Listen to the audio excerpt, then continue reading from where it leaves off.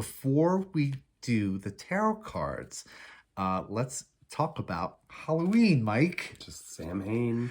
Uh, Samhain. It's that time of the year.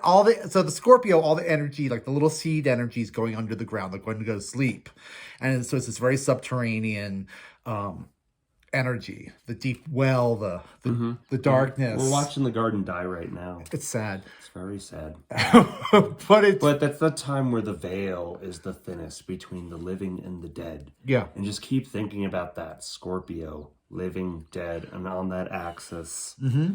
Yeah.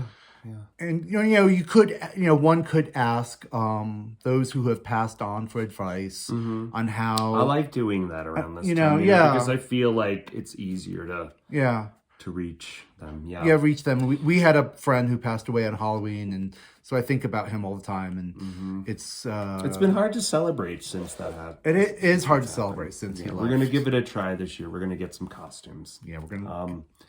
Give it a try. So with that, let's do some tarot cards. We're gonna pull two. Oh, did we say enough? Yeah, no. Let's do two cards. Okay. For each element. All right. So we're gonna do Aries, Leo, and Sagittarius first. Okay. The cards are gonna represent North Node, South Node. What this means and what this eclipse energy means for you. Okay. Being your elemental sign. So for the North Node, we have, and this is for the South Node. Interesting. So for Aries, North Node, we have the Five of Swords.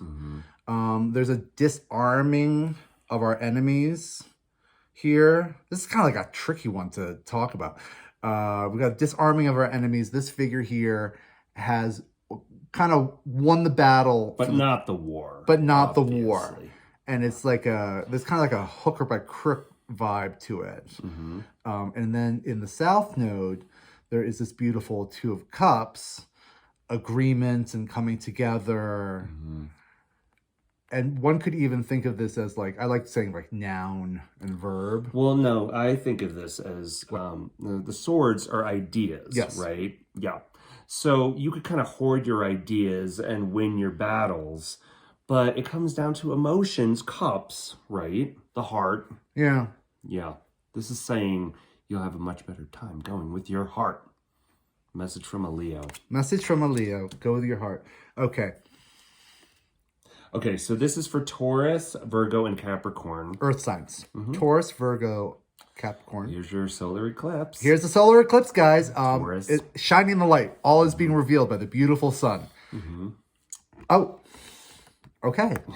And here's what we need to Here's your South Node. Here's what you need to process. Waking up from a nightmare. A sudden startle, being awoken.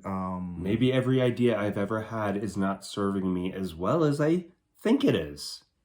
Yeah. You know? Maybe some of these ideas that came from people who taught me once upon a time in my life, maybe they were good for then to get me through something. But I'm on autopilot with it now, and it's not quite serving me anymore. Realizing that something isn't serving you can cause you a lot of heartache, even though at a certain point it was very successful for you. And letting go could be extremely sad. Yeah. Extremely sad. There you go. All right. So now we have air. Gemini, Libra, Aquarius. Okay, Gemini, Libra, Aquarius. 5 of Pentacles. Values being left out in the snow. Yeah, when I see Pentacles, I think Taurus. Yeah, of course. And we've got this Taurus, Scorpio. I like this card, even though it's a difficult card. It reminds me of a lot of things. We've got these two people, they're in need, and they're outside of the church, and they're needing charity. They're being left out in the cold. If they go into the church and ask for it, they will get it. And for our second card, boom! I didn't even look at that. Look at that. The Lush Life. Beautiful. Yeah. So there's, this is all about, I'm kind of losing my thoughts because it's such a cool combination. It just comes down to remembering to ask for help. Remembering you cannot think your way out of everything. You can't think, creation into existence. Right. And the dialogue between the lush life and being in poverty, and how they're really, part of the same situation. Yeah. It's just a change of perspective, okay? Because we cannot wait any longer for people to change. We know that doesn't work. We can only change our perspective. Bingo. Yeah.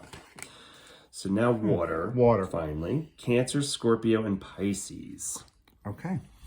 We have the Knight of Wands. We have this figure. He's riding a horse, and he's like kind of pulling back on the reins. It's like restrained enthusiasm. Right? Yeah. It's a new idea. And why? Because things aren't clear. Things are not completely clear.